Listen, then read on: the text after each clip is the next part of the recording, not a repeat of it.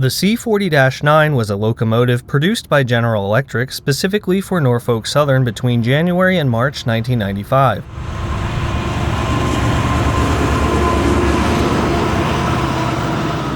Classified by NS as D940Cs, the GE C40-9 designation denotes C for the type of trucks, in this case a pair of 3-axle bolsterless high-adhesion trucks, while 40 is short for 4,000 horsepower and -9 for the series of locomotive model, the successor to the -8.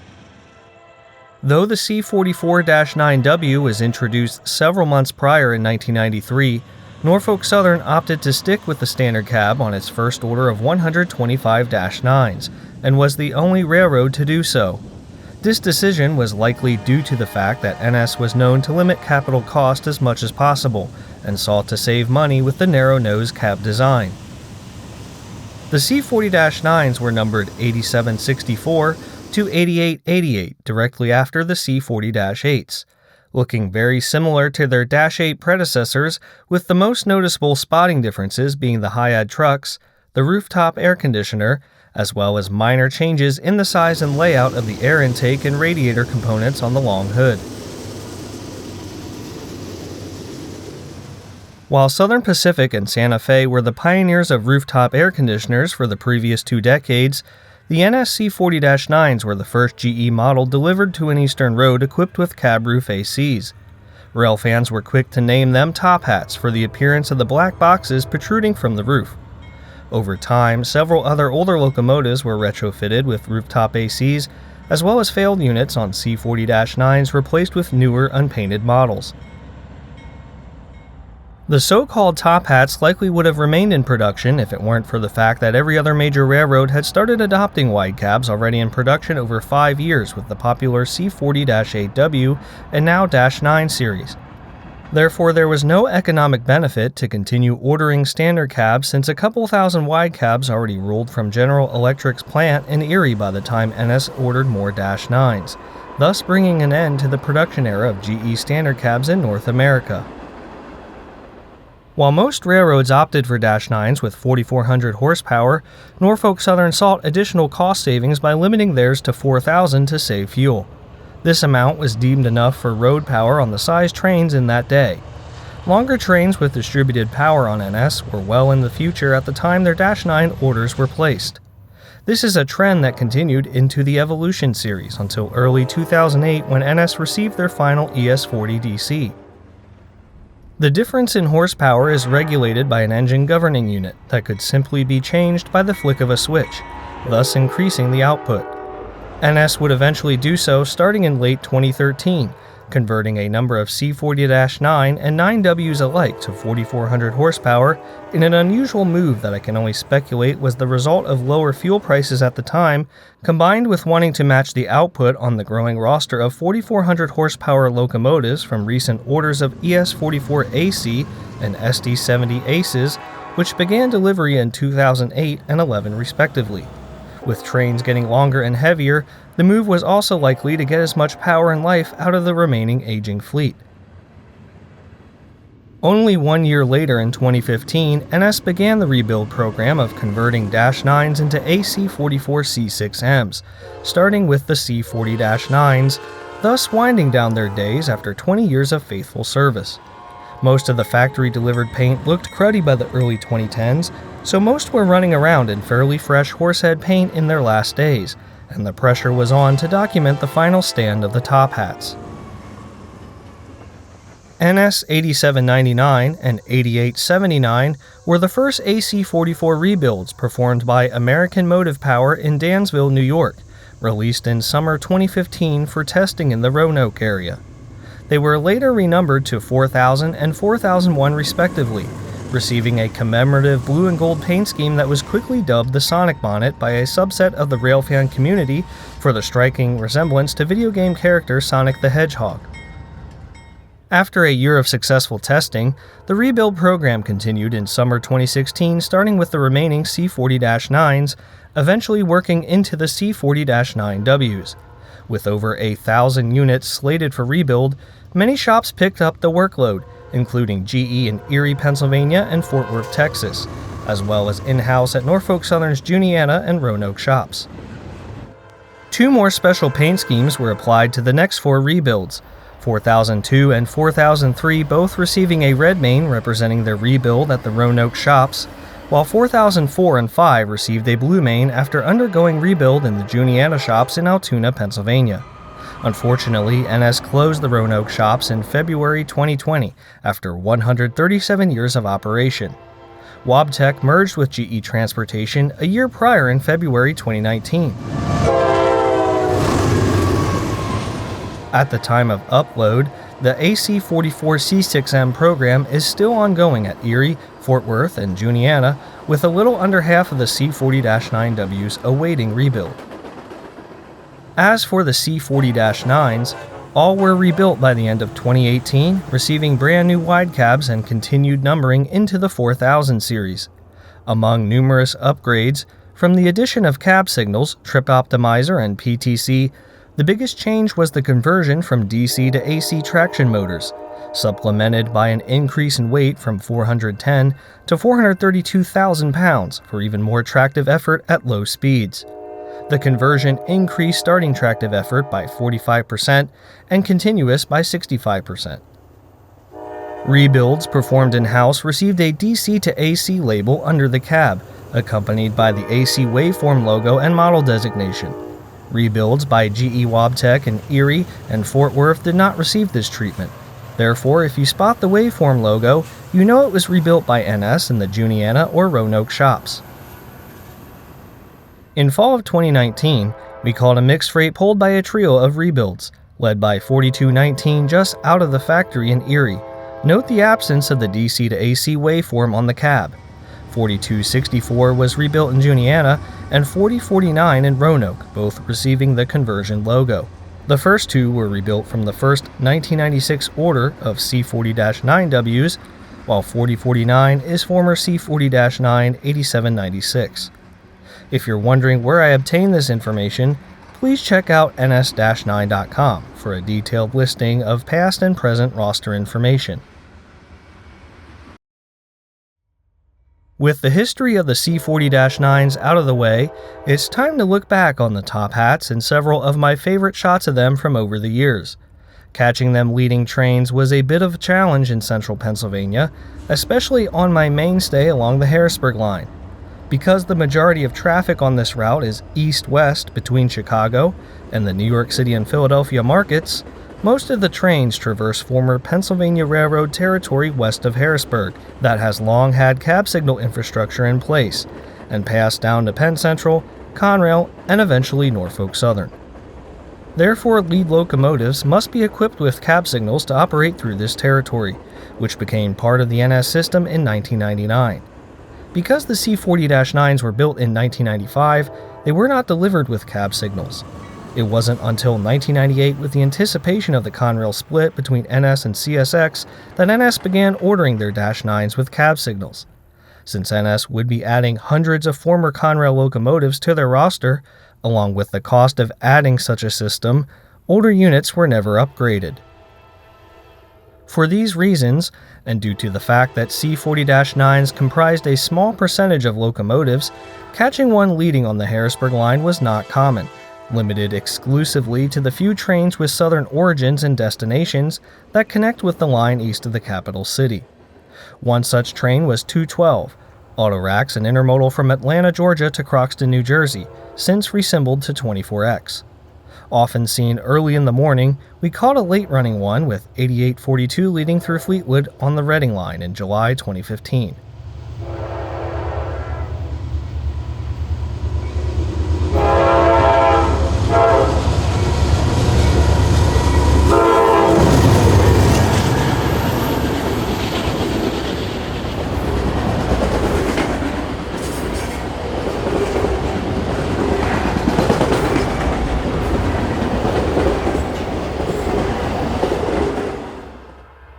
The very next day at Annville along the Harrisburg line, we caught evening westbound 15T led by 8765.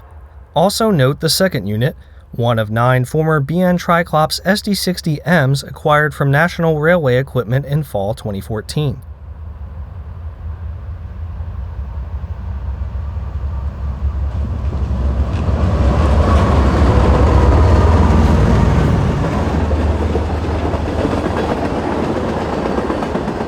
A more unusual catch happened that summer on a visit to CSX Sandpatch Grade at the end of July.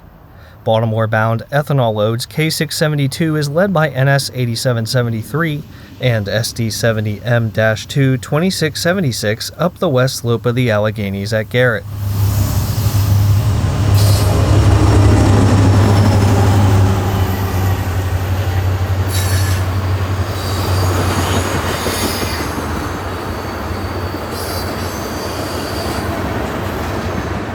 CSX also changed their train symbols in 2022.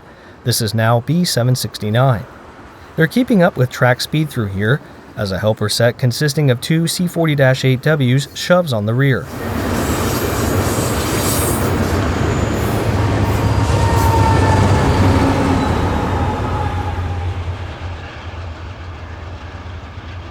In just a couple miles, they'll hit the brunt of the grade at Salisbury Junction in Myersdale, slowing down for their assault to the Sandpatch summit. Manned helpers were abolished on the grade in August 2019. In August of 2015, we caught another evening Allentown to Birmingham mixed freight 15T at Richland with a trio of standard cabs, two C40-9s and an SD70, a scene that could have been imagined as 20 years earlier.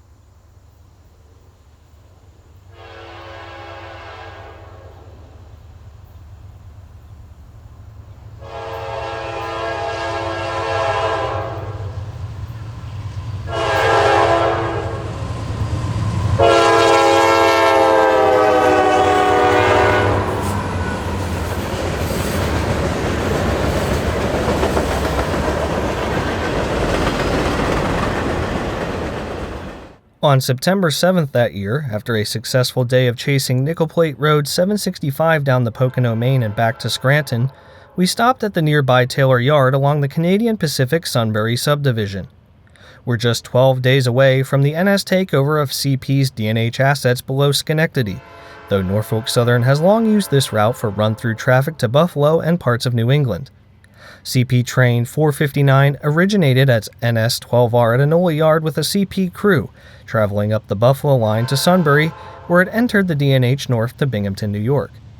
The pair of C40-9s should not be considered foreign power, since NS locomotives were almost always used on these trains.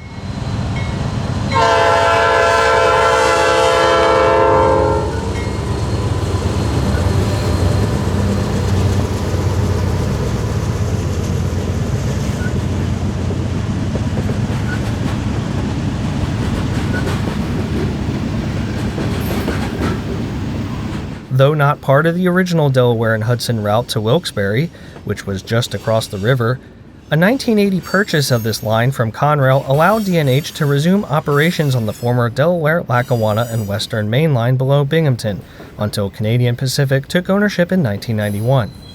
CP painted three GP38-2s into the D&H Lightning scheme, and how fitting yet ominous it was to see one of these units assigned to the local crew ahead of the final days of D&H history in Pennsylvania that concluded on September 19, 2015.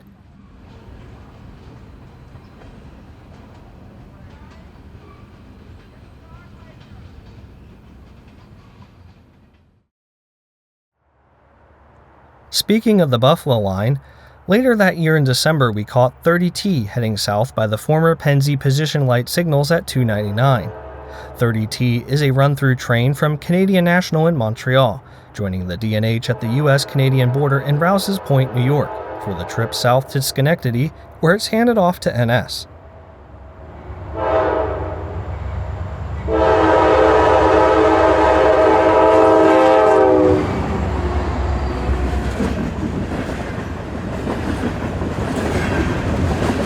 During the sale of the D&H South End to Norfolk Southern, 30T ran to Enola Yard across the river from Harrisburg, though has since been cut back to Binghamton. CN Power would frequently run through, but on this day has NSC 40-9 8770 and SD60M 6768 pulling the train through Dauphin on the final leg of their journey down the Susquehanna River. Since C40-9s accounted for 10% of -9s and only a fraction of the overall NS roster, seeing two in a consist was very uncommon. Seeing three lashed up together was incredibly rare, especially during the winter of 2016 when some were already pulled aside for rebuild.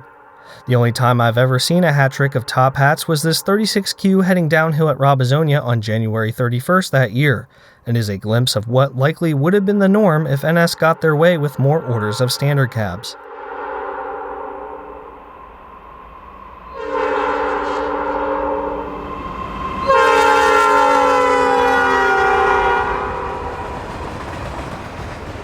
"36Q was a mixed freight from Linwood, North Carolina to Allentown, Pennsylvania, but it and westbound counterpart 35Q were abolished in 2020 as part of PSR cutbacks. In March 2016, we caught westbound 211 at Richland with 8869 in the lead. 211 is the counterpart to the 212 we saw earlier in the video, since reassembled to 25A, A representing a terminus in Atlanta, Georgia.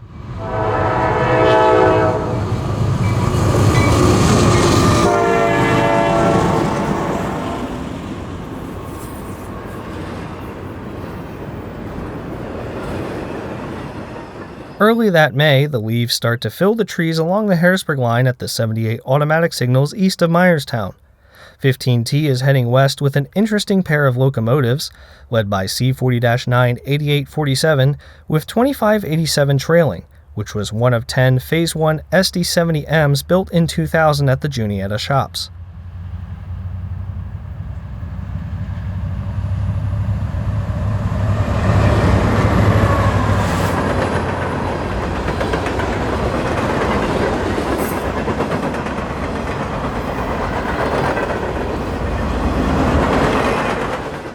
That summer, we caught another 15T rounding the curve at milepost 81 west of Myerstown.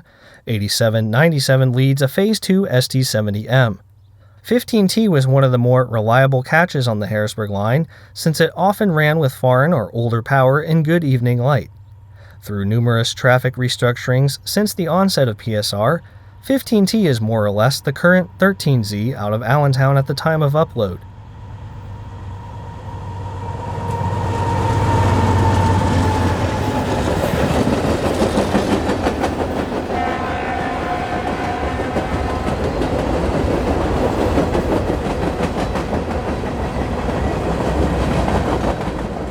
We didn't see another top hat leading until 5 months later in November 2016. 211 heads westbound through Dorf, approaching the Brick Plant Road crossing with an assortment of locomotives. Most of the C40-9s have either one of two horns, such as the Nathan K5LA on 8884.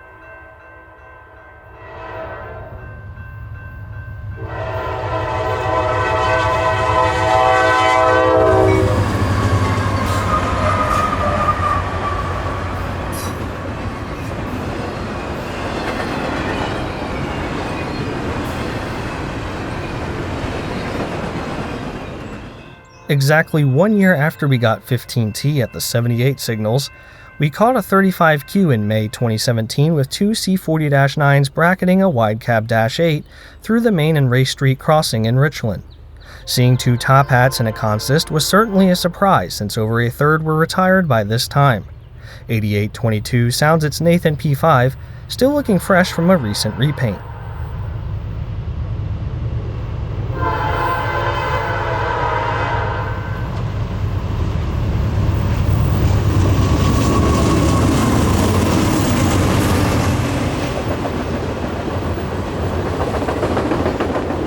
Even more surprising is this radioactive waste container mid-train.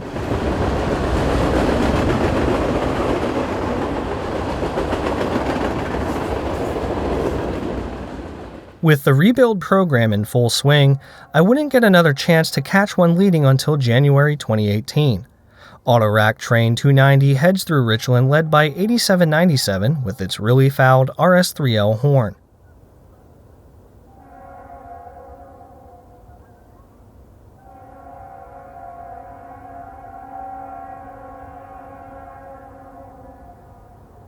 This is the last top hat I would ever witness pulling a train, and at the time I was well aware that could be the possibility. A sign of the times is the new Tier 4 Gevo second out. NS took order of 80 ET-44ACs that were delivered throughout 2016 and 17, so there was only a small overlap in timeline where it was possible to see these two locomotives together. Also note the UP AC6000 in third.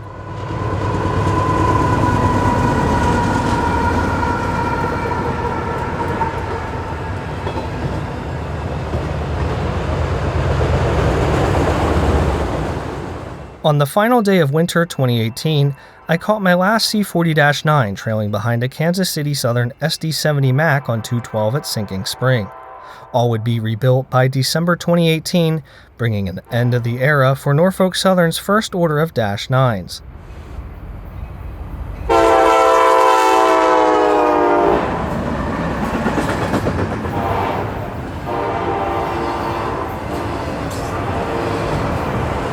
I hope you enjoyed these memories and share some of yours in the comments below. Please remember to hit that like button and subscribe to the channel for more videos in the series on remembering retired locomotives as they become available. Until then, thanks for watching.